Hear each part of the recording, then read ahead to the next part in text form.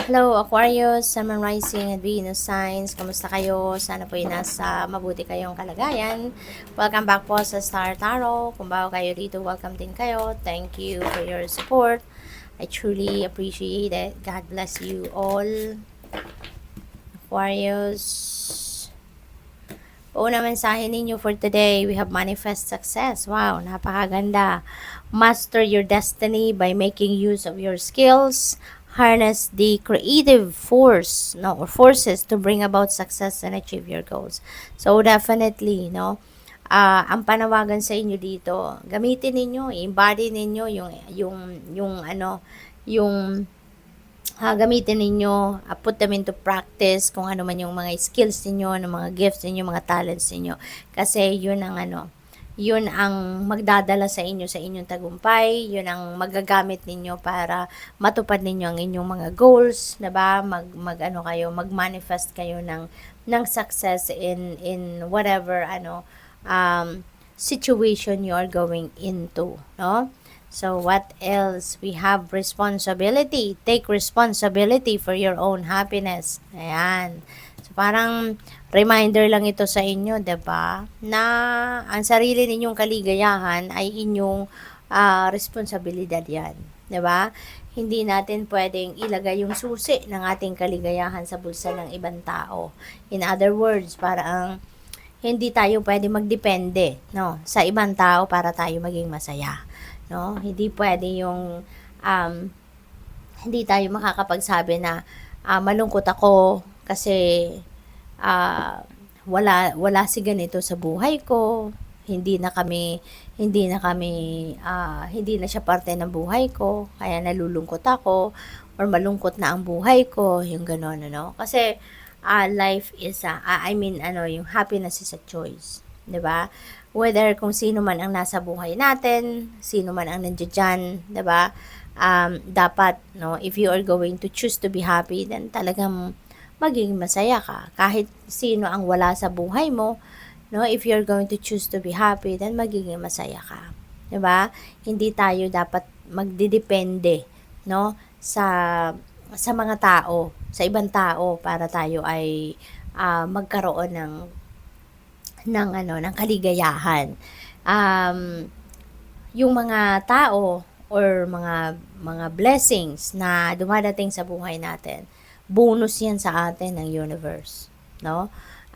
Nagdudulot sila sa atin ng ekstrang saya, no? Nagdadala sila sa atin ng ekstrang saya, bonus na saya. Pero hindi necessarily na kung wala sila sa buhay natin, hindi tayo magiging masaya. Okay? So, tingnan natin kung ano ang inyong sitwasyon sa ngayon.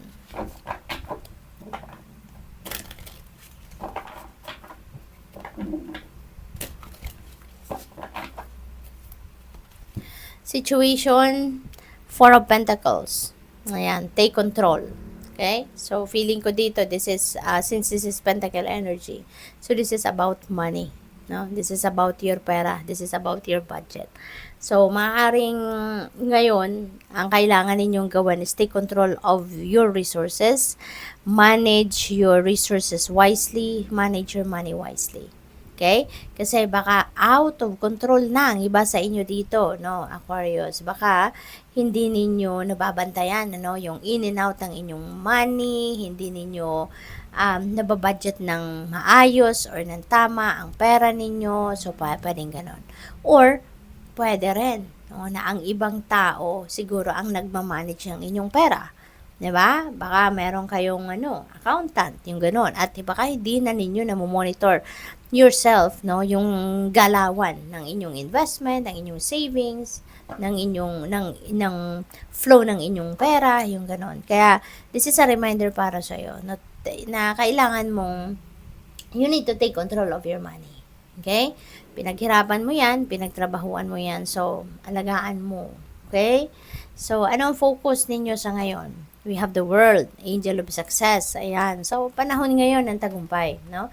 This is a time of your success. Maaring meron kayong mga proyekto, mga pag-aaral, or kung ano mang ginagawa, no, ninyo sa buhay na medyo matagal na ninyo itong pinagtatrabahuan, matagal ninyo na itong pinagsisikapan, and now, finally, you are going to claim your success. Mapagtatagumpayan mo na to sa ngayon. Matatapos mo na. It's gonna come to its completion. Kaya, this is achievement time, accomplishment time. No? So, this is really a very successful period sa buhay ninyo.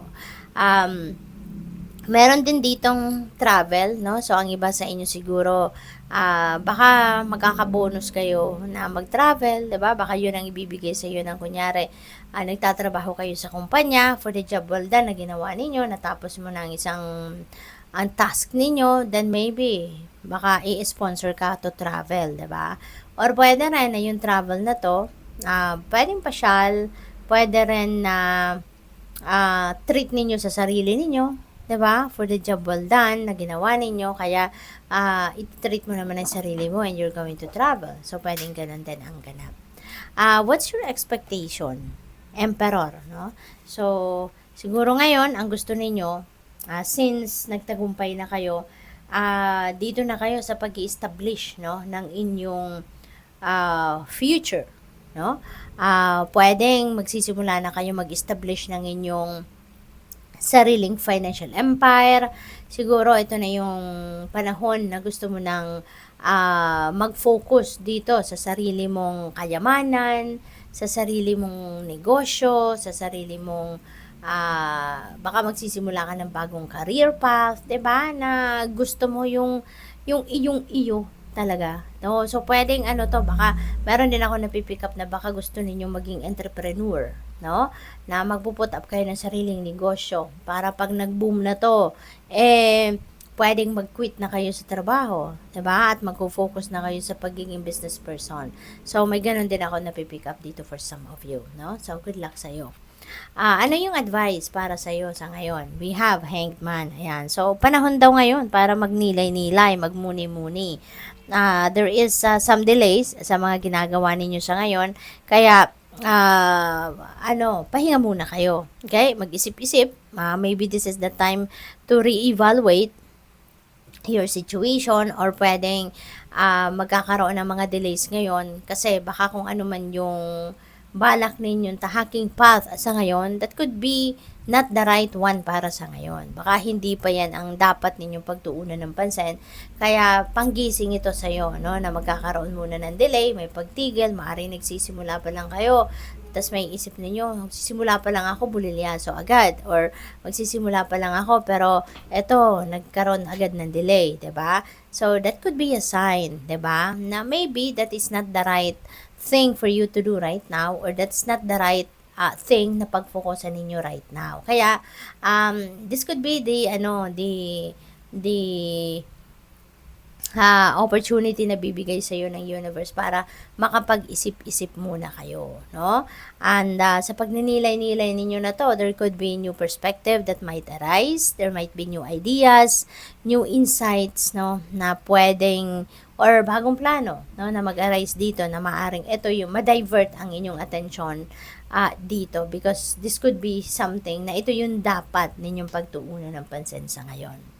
So ano yung outcome? We have 10 of Wands. Ayan, burden, no? So siguro sa ngayon, no, baka ito makikita ninyo, marirealize ninyo sa mga bagong ideas, no, na paparating sa inyo sa ngayon, sa mga bagong insights, baka dito ninyo ma-realize na oo nga, 'di ba? Parang ito na lang muna kasi nahihirapan ka rin naman siguro doon sa kung ano man yung nauna na ninyong ginawa, no? Maybe ngayon ninyo ma-realize na na yung mga na-feel ninyong burden doon, yung mga na-feel ninyong mga obstacles, 'di ba?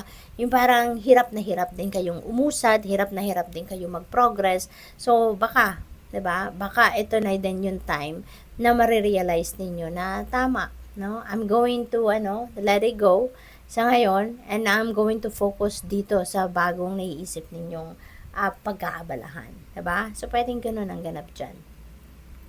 For others of you naman, na walang ganong sitwasyon, maybe, yung burden na to sa 10 of Wands, no? Pwedeng sa trabaho ninyo to, pwedeng sa pamilya, 'di ba? pwedeng emotional burden ito, no? Na nakikita din ninyo ang sarili ninyo na, teka lang, parang nahihirapan na ako. Maybe it's taking a toll on you na. So, maybe you are also going to realize na tapusin na din ang paghihirap na to. Tapusin na din yung difficult situation na to na parang matagal na ninyo itong pinagtiisan, no? So, maybe you're going to put an end to that, no? Maaring hihingi na kayo ng tulong or tuluyan na ninyong tatalikuran, no, ang sitwasyon na yan. Final message ni Aquarius. We have guardian angel. Ayan, sabi dito, trust. All unfolds in perfect timing. You are one with divine will. Focus only on love and all you truly desire will manifest at the most perfect moment. Be patient. Your guardian angel are watching over you. Ayan, so hindi pwedeng nagmamadali, no? Ayan, itong panawagan sa inyo na be patient, no? Kasi yung guardian angel mo is watching over you, inaalagaan ka, pinoprotektahan ka, ginagwardyahan ka, ginagabayan ka. Good luck sa'yo. Thank you for watching. Love and light. Namaste.